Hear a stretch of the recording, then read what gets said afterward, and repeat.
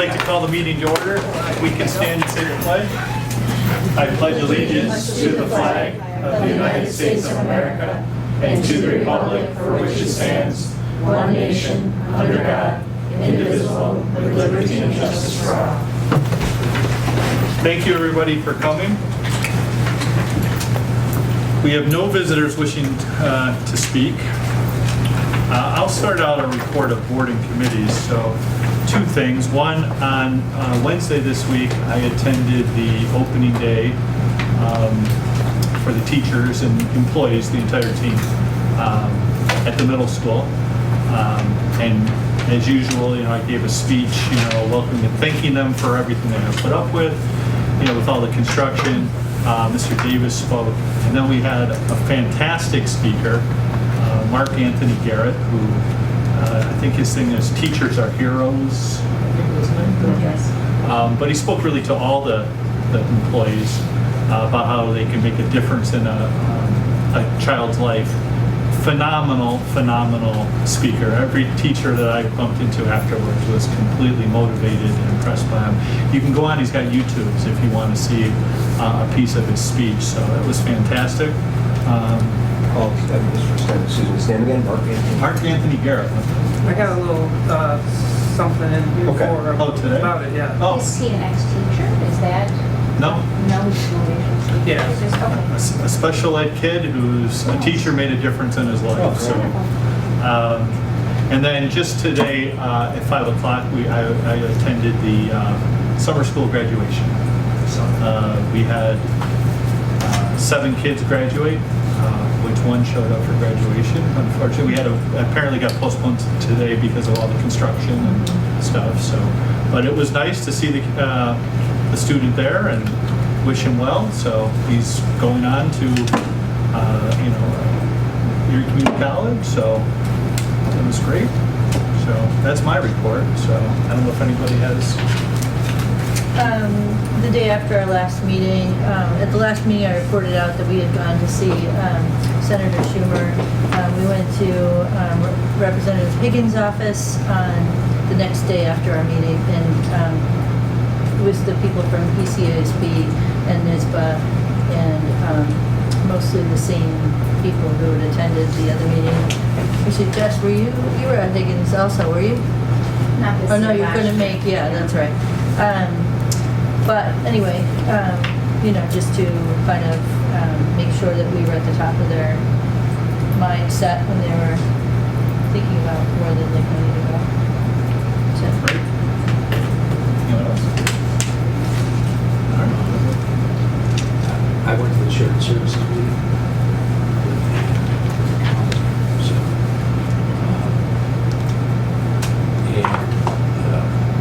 and that's where, I'm not sure how much we're talking about now, but that's where if we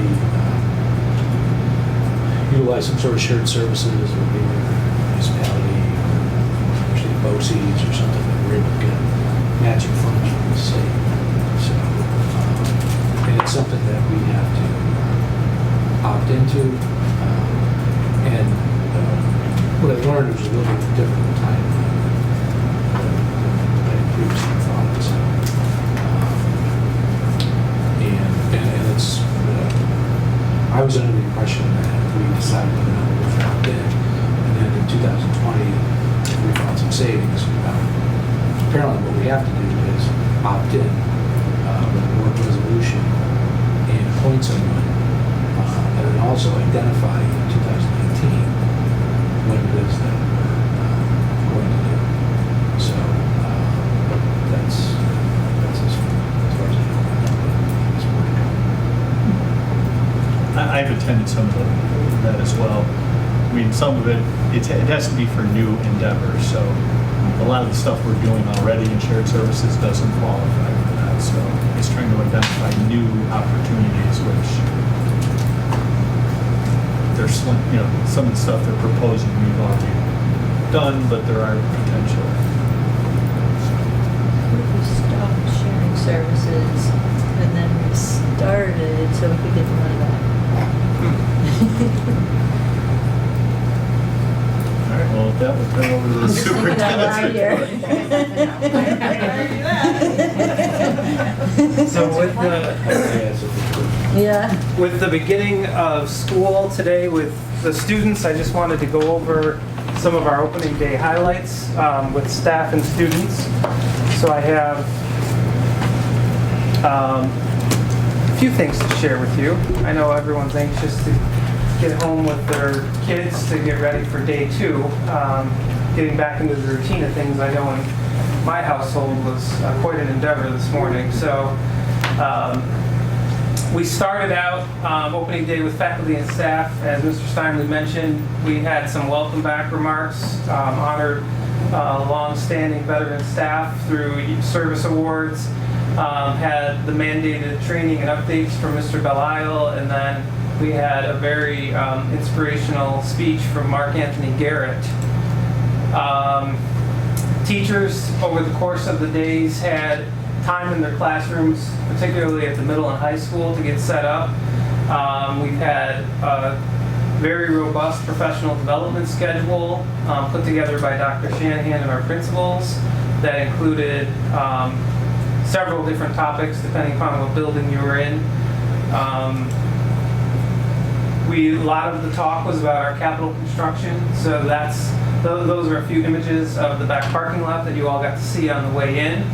The tennis courts are still a work in progress, but you can see how they're taking shape.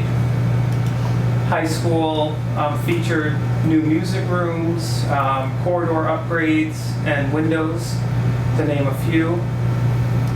Our opening day with staff included, we kicked off the day by one of our parents, Dr. Holly Hule she was a sixth grader and a Windermere student. She works at Buffalo State College. She sang the national anthem. She's a professional opera singer, and her daughter, Juliet, said the pledge to the flag to start our day. And then we had the wonderful opportunity to hear from Mark Anthony Garrett, and I'll just play a few moments of this video so you can get the sense of what he talked about and where he is coming from. I never imagined that a teacher could be such a blessing in my life. Teachers have the ability to change the world, one child at a time. I am 100% convinced that my teacher helped save my life. There she is. How are you? Good to see you. So good to see you.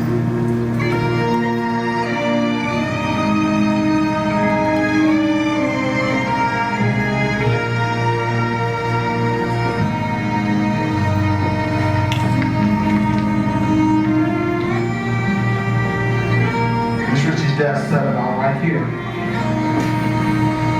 Her desk was right here.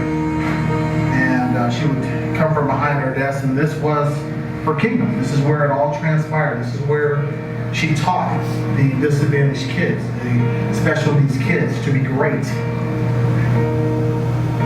Well, my first memory was actually having my dad bring me into the school, and my dad brings me into the school, and we walk in, and we're in this hallway, and we look to the right, and there's Miss Ritchie standing there. And we look at each other for probably 3 to 4 seconds. She comes up and she says, "May I help you?" And she looks down at me and she asks my dad, "Who's this handsome young man?" I was a challenging student in a sense that I grew up in the foster care system. I was an abused kid, very introverted. So I was one of those special needs kids. I was a special ed kid, and I was just a kid who needed a lot of attention. So I think you get a sense of where he's coming from with his background. A lot of trauma in his background, coming from foster care, abuse background, identified as special education, and this woman, Miss Ritchie, he credits with all his success today. And he's a father of 5 and does very well for himself, and really had a great message about how important the work is we do with kids each and every day, and how powerful it is, the work that our teachers are doing and our staff members are doing. He actually, before his presentation, was in the bathroom, and he met one of our high school teachers, Mr. Joe Maxwell. You see him in the picture in the bottom right. And Mr. Maxwell, if you know him, is a high school earth science teacher, just full of energy, full of life. Almost very similar stories to Mark Anthony Garrett. So they hit it off immediately in the bathroom, and so much so that Mark Anthony Garrett started his presentation by bringing him up on the stage and talking about their encounter in the bathroom. And it was very, if you know Joe, it was very interesting because he said, let me tell you about something that happened to me in the bathroom. Do y'all know Joe Maxwell? And everyone was like, oh boy, because they know how outgoing Joe is and how energetic and enthusiastic he is.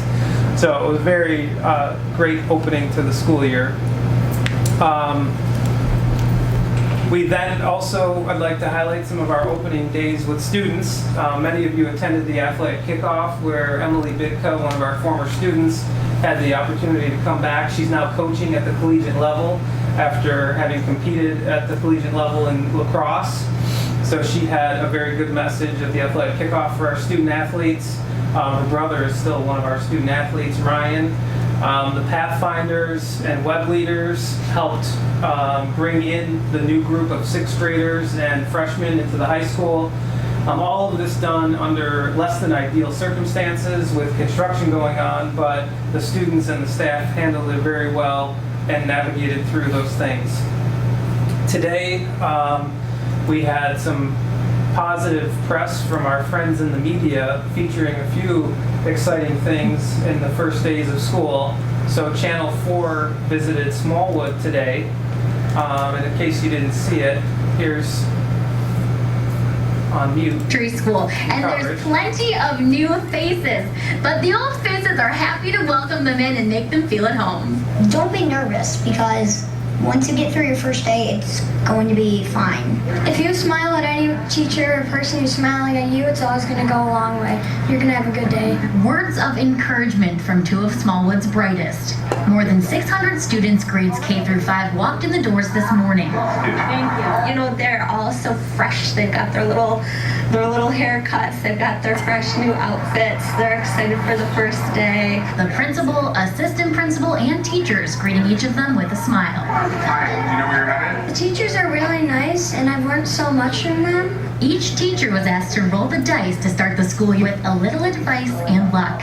And a word students can expect to hear a lot of this year is character. Character is so important to all of us here at Smallwood. It really sets the foundation for an incredible school year. Smallwood was honored with the New York State School of Character Award last spring, and in May was recognized as a National School of Character. It really just helps set the tone for a positive day here. Kids know that they're cared for, they feel safe, and they feel respected here at Smallwood School. Another carryover from the last year is the acronym PAUSE. Practice being a friend, always be respectful, work to learn and grow, and safety first.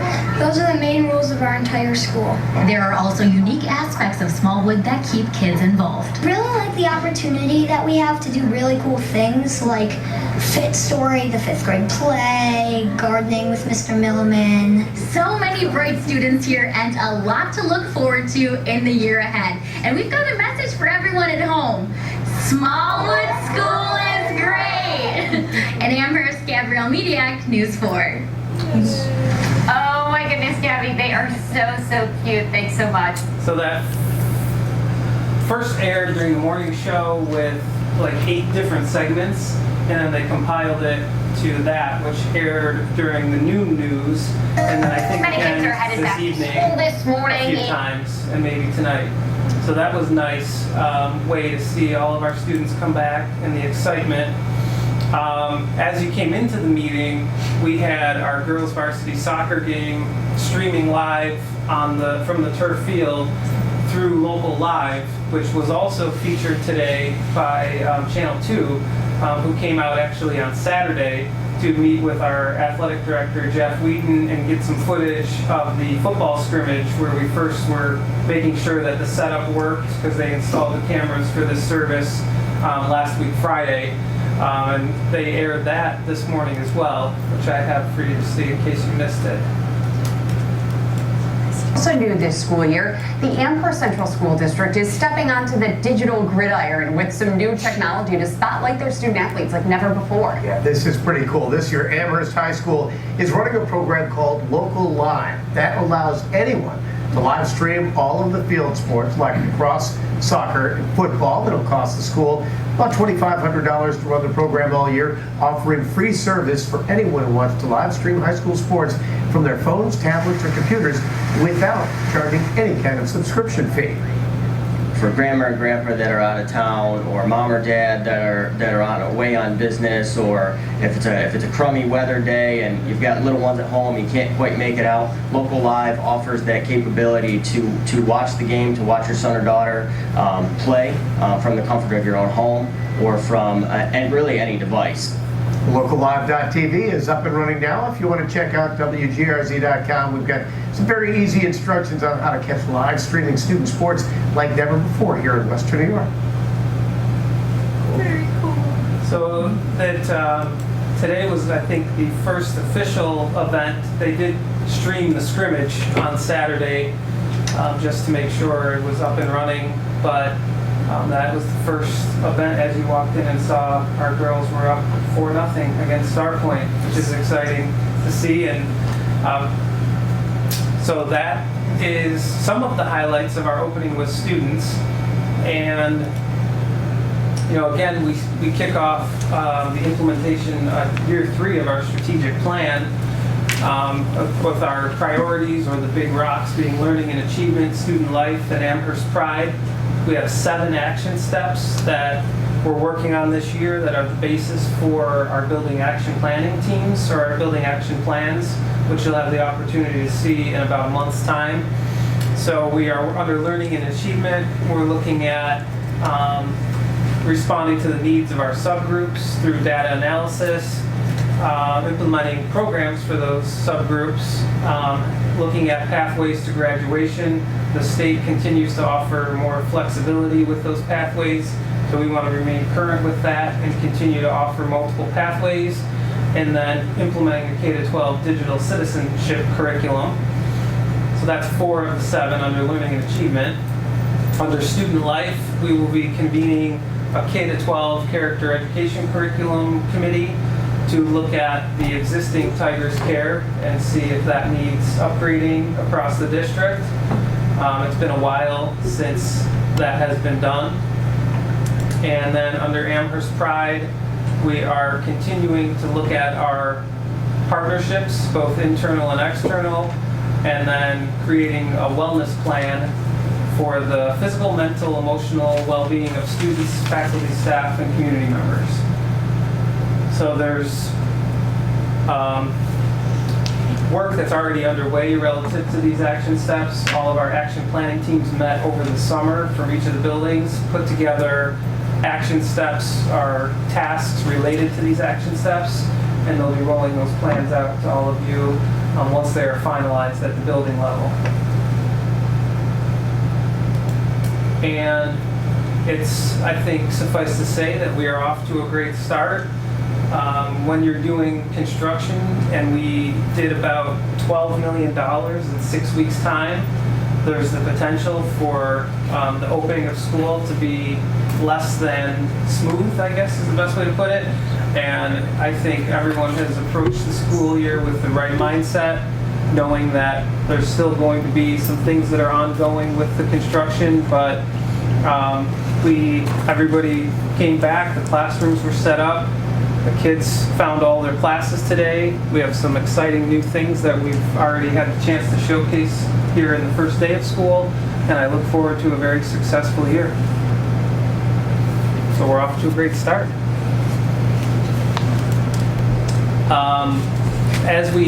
The second part of the superintendent's report is a report from Mrs. Bazinski, who I'll try to set this up for you here, or set you up. But the Smart Schools Bond Act, as you know, the governor passed a few years ago the Smart Schools Bond Act, and each district was given an allocation. Mrs. Bazinski has taken the initiative to get our plan up and running and off the ground, so she will present the timeline and next steps for the Smart Schools Bond Act. Welcome. Thank you. So tonight we're just going to review what our initial steps are going to be and what this timeline looks like so we know what to expect and the steps that we're required to take to get our plan submitted. So the Smart Schools Bond Act was authorized by the voters of New York State in November of 2014, and that vote authorized New York State to go out to bond in the amount of up to $2 billion to be distributed among the schools of New York State for improvements to the schools such as high-speed internet, upgrading and the purchase of technology, constructing new or enhancing existing pre-K classrooms, or installing high-tech security systems in the buildings. Each district was assigned an allocation out of the $2 million, and Amherst's allocation is just over $1 million, $1,043,273. So that's the maximum amount of our project that can be refunded through Smart Schools money. So there are several specific steps that we need to take before we can even submit our plan. We need to develop a preliminary Smart Schools Investment Plan, or an SSIP, and there are specific key stakeholders that we need to include in that process, and we'll talk about that in a minute.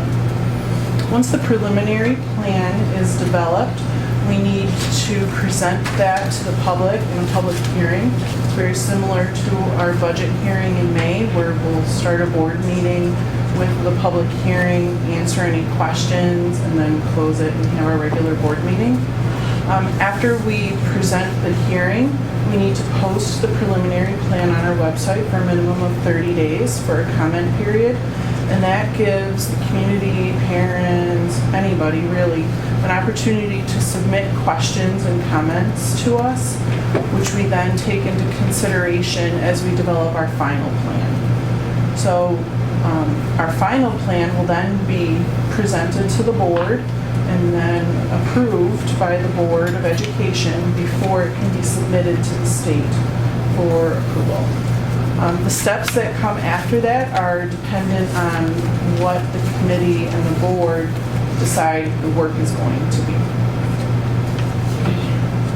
So the key stakeholders that need to be included in the committee that will develop the plan are 1 to 2 board members, district administration, so we would like to have at least one person from each building.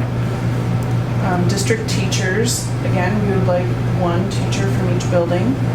We need to include students, and we felt that it would be most appropriate to include high school students, age appropriately.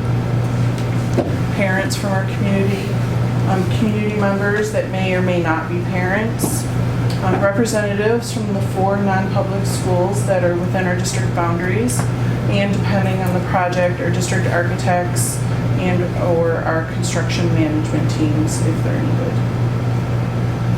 So with these requirements in mind, we've developed this preliminary timeline. During the month of September, we'll have our first meeting with our key stakeholders to start the development of our preliminary Smart Schools Investment Plan. On October 1st, prior to our scheduled board meeting, we'll have our public hearing. So we'll present the plan and then give people an opportunity to ask questions. We'll post that on our website for the entire month of October. In early November, we'll have another meeting with our stakeholders, with our committee, to review the comments or input that we've received from the public and make revisions if needed to our plan, and then come up with our final SSIP plan, which will be presented to the board on November 19th at our regular meeting. And then if the board approves that plan, once it's approved, we'll submit it to the New York State Education Department, to the Smart Schools Review Committee for approval of our plan.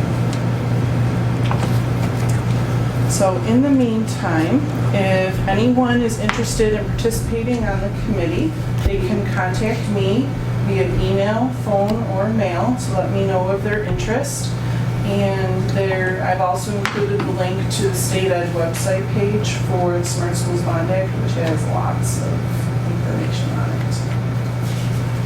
So for the board, for the participation, when we had our agenda setting call, it makes sense for Dean, because she's on the technology committee, to be one of the people. If somebody else would like to be on it, feel free to volunteer. Mr. Smith?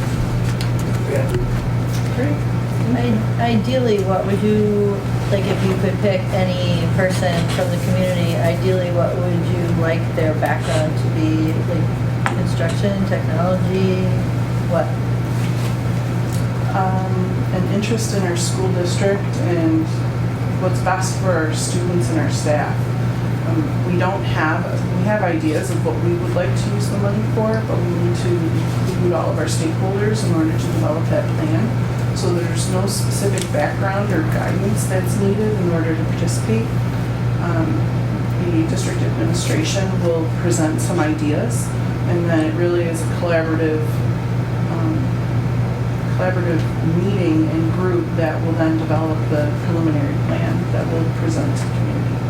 Yeah, I think we were thinking along the lines of either our district safety committee or our district technology committee, looking at the membership on both of those committees to see if there's one or two folks that could serve in a dual capacity, because they would have some background and information relative to our district's current status of technology and safety programming. So I think that's where we were going to start. So with this money, do we put it out and then get reimbursed? Correct. So how will that then affect our budget? I mean, are we going to raise the budget amount by that million? It won't affect our budget because all of the expenses for Smart Schools are in a separate fund. So general fund is our budget that we vote on. Smart Schools Bond has its own set of budget codes. So it's very separate. What it does affect is our cash flow. So we need to put the money up front, expense it, pay it, and then submit receipts and request reimbursement. It's the reimbursement piece that hasn't been as expedient as districts would like.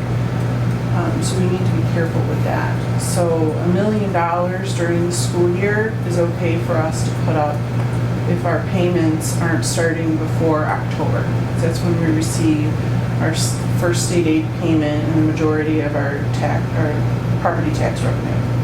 Where it would become very difficult is if we didn't receive our reimbursements through the following summer and we needed to carry that cash flow through the leaner months of cash in July and August, where we might then need to consider taking out a RAN or a TAN, which is something that we haven't needed to do and we don't want to do because of the expense for legal fees, the closing costs, and then the interest that you pay on the borrowed monies. And that just for us lay people, a RAN and a TAN is a revenue anticipation note and a tax anticipation note? Thank you. Can we not essentially borrow from ourselves? I mean, our reserve funds or, our 4%? Our 4% we could borrow from, and we do borrow from that throughout the months of July and August and into September, because we don't start receiving revenues until the very last week of September. Right. And then October. Reserves, not so much. We're not supposed to use that money. That is segregated and set aside for specific reasons. We're not supposed to use those funds. But our 4% we can. Yes. Is there a time frame when we have to spend this money? No. Okay. The biggest difficulty has been the state's timeline relative to approving the plans.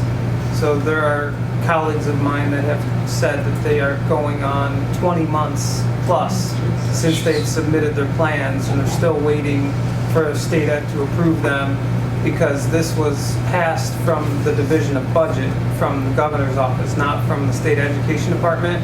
So there is a group that gets together. I think they've increased the frequency of meetings, but it used to be like once a year they were getting together and approving these applications for these plans that were submitted. And So I think they started meeting 2 to 4 times a year from what I've been told recently because of the concerns. But the bigger concern is the speed with which they approve the plan once it's submitted. I haven't heard too many complaints about the speed of reimbursement once the plan's approved and the money's spent. But that would be something that would be more talked about in the meetings that Mrs. Buzinski attends. But I've just heard the complaints about, yeah, we're waiting. We submitted our plan 18 months ago and we haven't heard anything.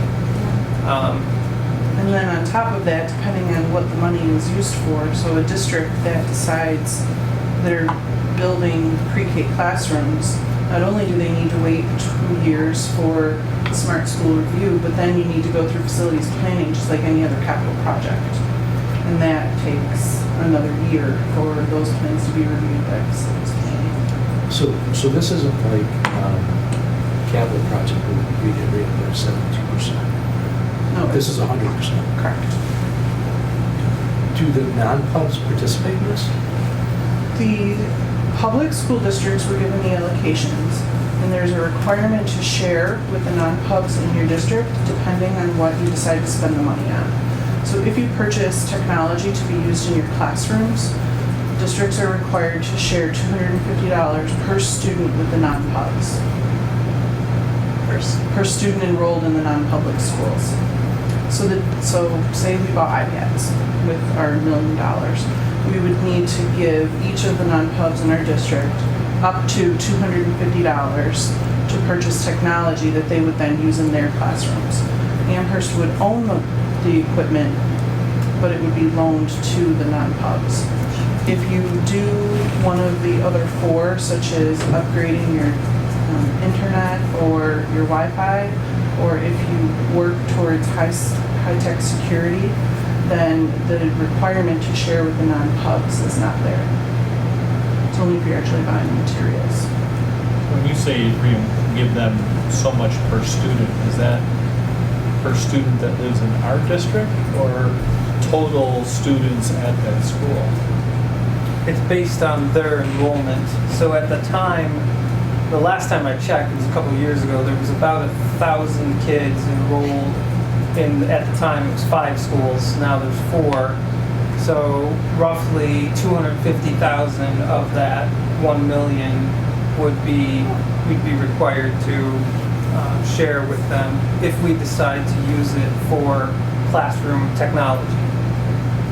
And $1 million goes a long way with classroom technology, but you also have to think about whether or not in 3 years you'll have $1 million to replace all that technology that will be out of date or worn out. So there are other options that the money can be used for, as Mrs. Buzinski mentioned, like infrastructure or security, that seem a little bit more viable and will stand the test of time than actual devices, which we know will need to be replaced in a couple years' time, and we won't have the $1 million to do it. So it's a lot of discussion that needs to be done, I think, with the committee when we get them together. That'll be a lot of the first meeting, is getting everybody on the same page with what's allowed and what's not and what the time frame is. So is the committee going to vote then, or is that the way? It's a discussion. We hope to have consensus and something to present to the district for a plan.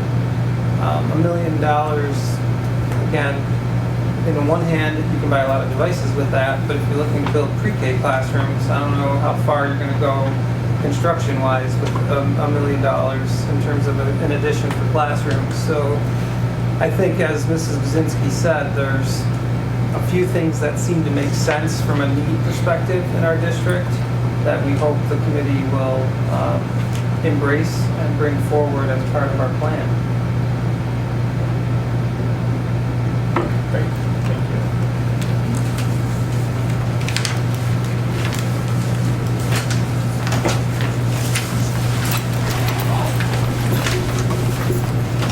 That concludes the superintendent's report. Thank you.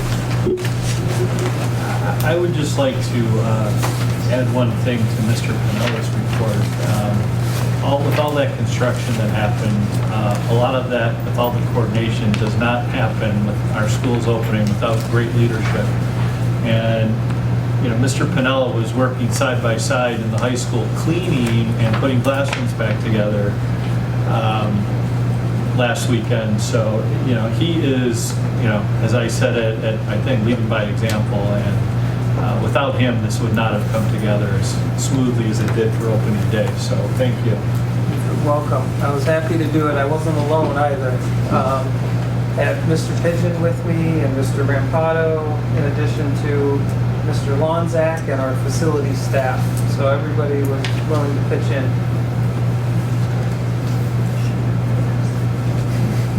We have great leadership here in this district, I must say. With that, I will need a motion for new business items. Motion for new business items E1, A through G, 2, A through D, and 3B. Have a second? I'll second. Any discussion?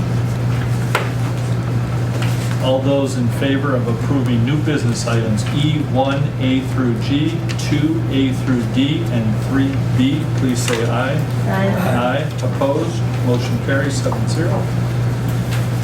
Ms. Casillo, you have any follow-up action items? We have no executive session tonight, so we will need a motion to adjourn.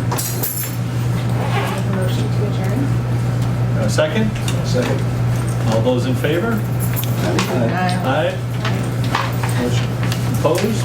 Motion carries 7-0. Thank you, everybody, for coming. That was a efficient meeting. Yeah. Hey, it's cool that April's coming back.